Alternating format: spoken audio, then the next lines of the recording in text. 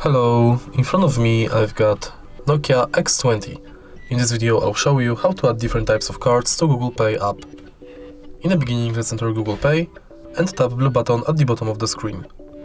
Now focus on loyalty, gift card and public transport. Firstly, let's enter loyalty and select loyalty card you would like to add, for example Payback Poland. Now you can scan your card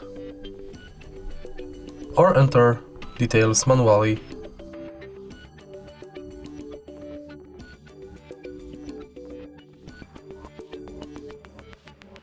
Now, let's go to gift card and similarly to loyalty card, select shop, enter card number, PIN, balance and your notes, then tap save. And the last card you can add is public transport. If you are able to find your public transport selected, you'll be redirected to website where you have to finish the inside form. Every card will appear right here. If you find this video helpful, please leave a like, comment and subscribe.